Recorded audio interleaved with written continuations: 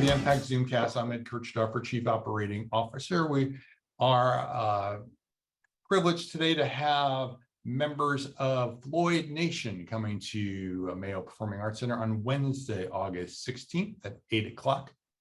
We are joined today by John Conrath, Will Kaiser, and Brendan McDonald. So guys, welcome. Thanks for spending a few moments with us today. Appreciate it. Glad to, absolutely. Tell us a little about your group, how you got it going, and your interest in Pink Floyd, all things Pink Floyd. Oh, Brendan's muted. Brendan, I don't think you're muted, Brendan. Sorry about that. All right. We've all Nice. only forever now, right? And we still get it wrong, so. So I think I'll start with this one. A lot of us have been on the Pink Floyd trajectory for a long time. I know, speaking for myself personally, my 40 years of being a musician has been very much about Pink Floyd.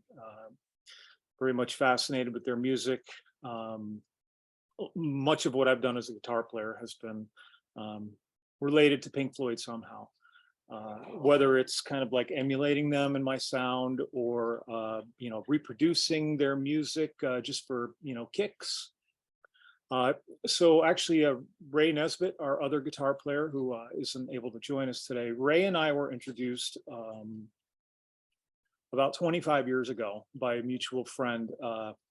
You got to meet this guy. He's just as big of a Floyd nut as you are.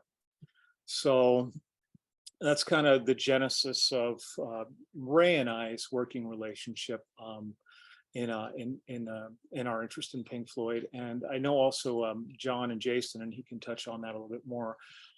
They came together completely independently, also having a mutual interest in Pink Floyd. And, just serendipity,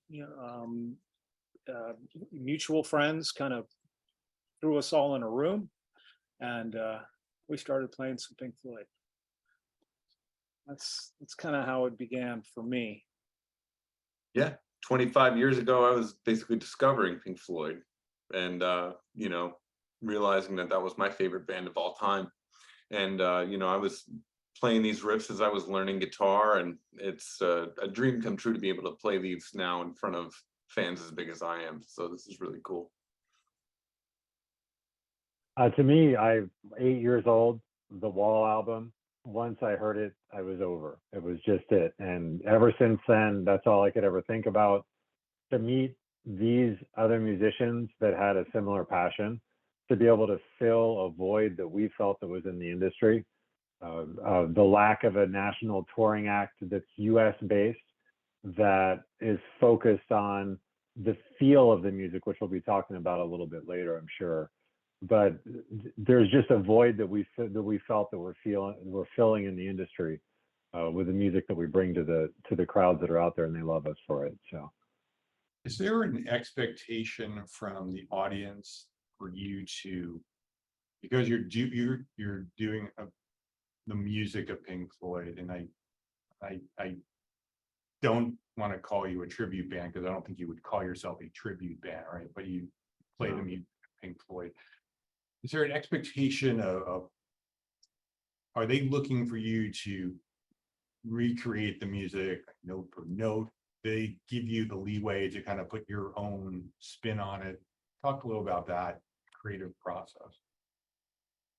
I think as a Floyd fan myself, if I were to see a Floyd band, a band come to play Pink Floyd, I want to see it done right. I want to see it done carefully, meticulously, and that's how we approach it.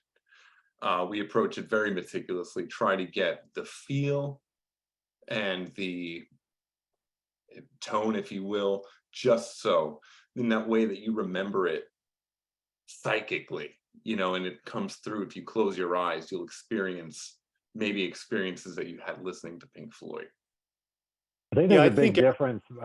Yeah, Brendan, real quick, we were talking this morning together about the difference between playing it accurately and playing it based on the feel and the combination and the difference between those two, right? Yeah, very much so. I think everybody in this project has had some sort of, deep, profound experience with Pink Floyd's music, probably early on. And we're very much bringing that spark into what we do, and trying to provide that for the rest of our audience. And I'm sure many of them also have had those profound experiences. And it's kind of a coming together and celebrating that. So talk about what your concert's like. Did you base it off Pink Floyd concerts that you've been to? Like, how do you conceptualize the set list and what you present to the audience? The set list is compiled very carefully. It's to be almost like a ride, like a journey. So there should be some ups and some downs. It's not all one note. It's not all face first. It's very dynamic as a show. And to recreate what Pink Floyd did in the past, I think, is a tall order. So no, there is definitely our own version of what's going on stage. And I think if I had to say what's different, it might be, a lot of bands lean into the shoegaze aspect of Pink Floyd, just like heads hanging, and looking at their guitars. But I think there's a lot to be seen from our band on stage, the energy, the interactions that we're as excited as the fans are to be up there. So we're having a great time, key riffs and whatever. We're looking at each other like, yes, and we see the looks on their face. We're so excited. So that's a big difference between us and a lot of other bands, I think. Yeah, well said, Will. We definitely construct our list to take the audience on a journey. And if I can just add really quickly, I saw Pink Floyd for the first time, Giant Stadium, 1988. And I was a little bit late to the show, and it's an open air stadium. And so as I'm walking from the parking lot into the stadium, Pink Floyd has already started, and they're opening with Shine On You Crazy Diamond. And just the atmosphere of that song just creeping up on you was filling the air. And I remember that experience. It's such a profound experience. And so we try to bring that same introductory experience and then boom, take them on a journey. And, just to chime in real quick, when we went on this journey just a little less than a couple years ago, we were signed after our second show, and we found ourselves thrust into sharing our music all around the US immediately in iconic venues like the Vic in Chicago, the Palladium in Times Square in New York City, Kauffman Center. And we just found that there's something that we're bringing to the table that's been missing from the Pink Floyd fans' life. That's what we're most excited about. Do you find that most of your audience have been longtime Pink Floyd fans? Are you bringing in a younger audience, a new generation into the music as well? Yeah, we're constantly seeing younger and younger people showing up who are fans of the music. They're not dragged there by the parents. They're wearing Pink Floyd shirts that they own, so seeing a 10-year-old, wearing a Pink Floyd shirt that he picked out and like, I love this band and you guys are awesome. It's amazing to see. And because they're with their parent who's a fan, and they're proud that and they might be the son of a fan, who brought their kids. So it's several generations coming to see us, all who are united, with the love of this music. And it's so profound. Hmm. And our show is family friendly. I want to add that. Mhm. People of all ages. Yeah. Do you do a light show as well? Or is it strictly music? Yeah, we do.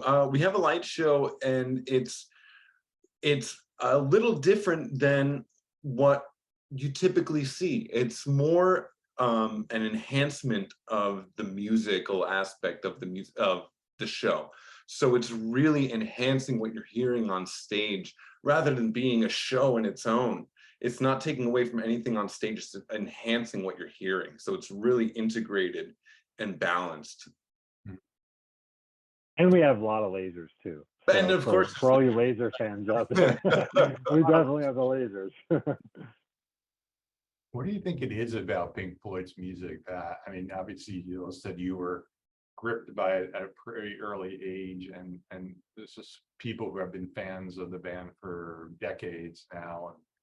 And what do you feel is so special about their music that makes it so powerful for so many people? Each of their songs is an epic in and of itself, you know. And I think with Pink Floyd, you have this raw musicianship, and you have this passion and this otherworldliness that just happen to come together by these guys, really pushing the envelope and exploring, and at the same time being able to make it easily digestible, you know, almost writing, you know, pop hits alongside.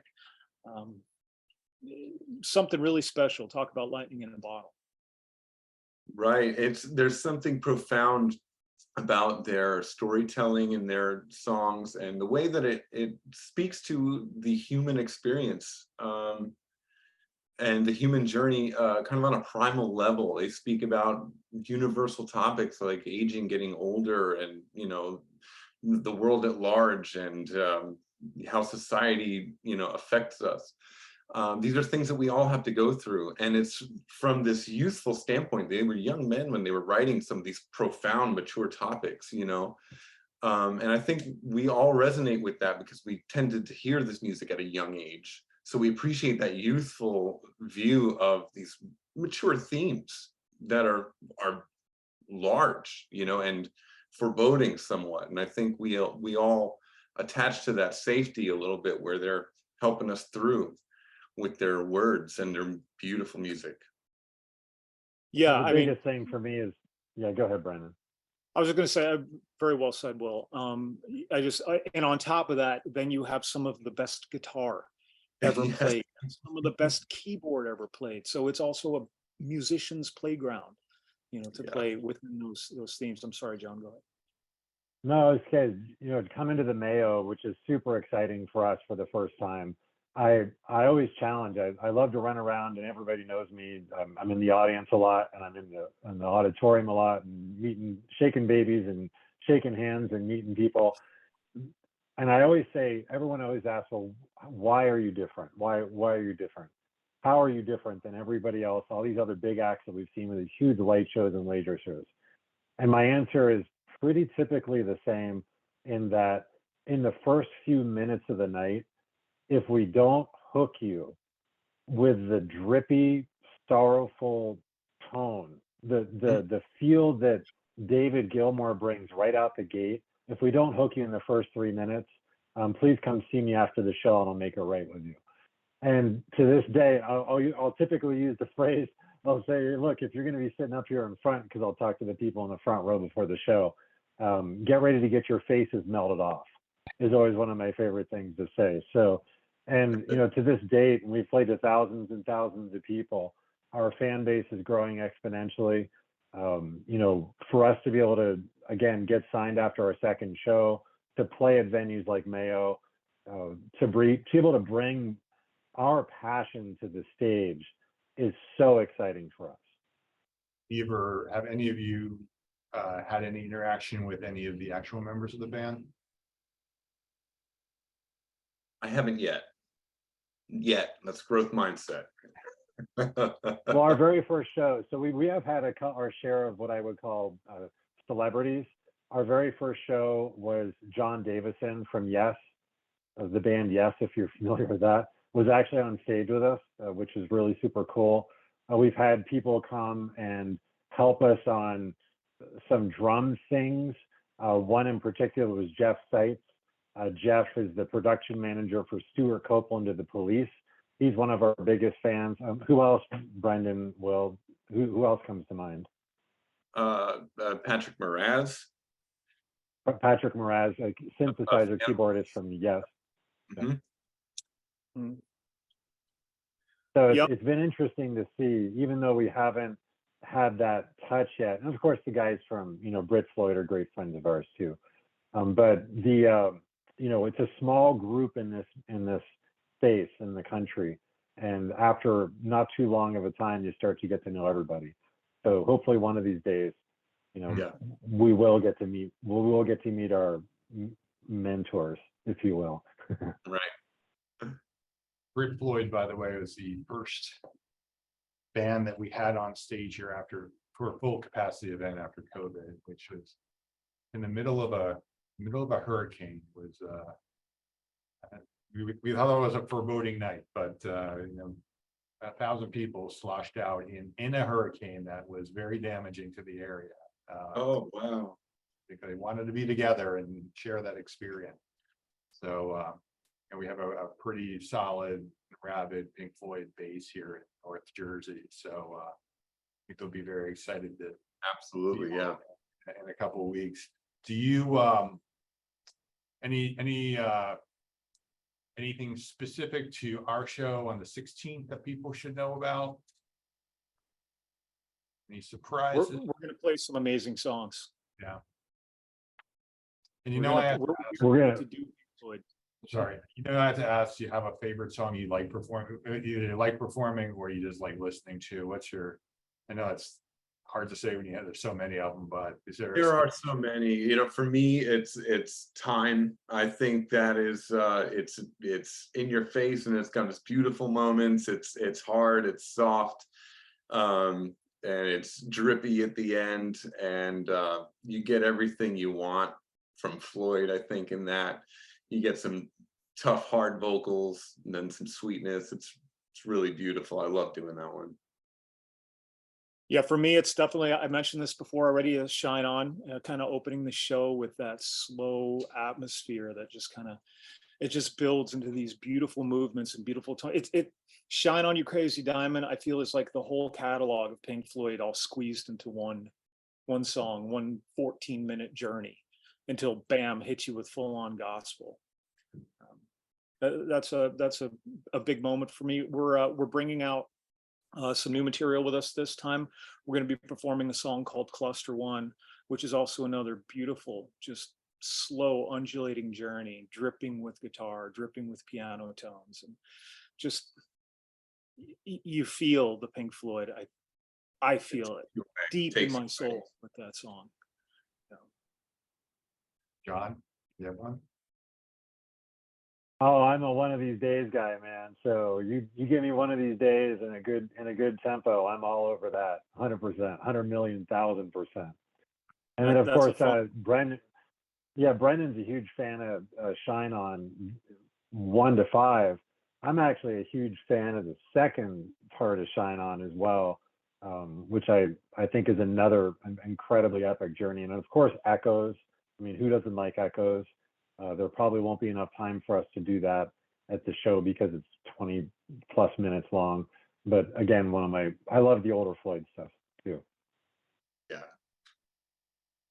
Great. Well, we're all looking forward to the concert on August 16th. Anything else you'd like to add? Bring Well, your we would Floyd love- face. Yeah, we would love to see you there. Yeah, grab your friends and come on out. You will not be disappointed. This is going to be something. Great. Well, thank you so much for spending a few moments with us today. And again, tickets are available at mayoarts.org. It's Floyd Nation, August 16th at Mayo Performing Arts Center. I'm Ed Kirchstoffer from MPAC, and we'll see you at the theater soon.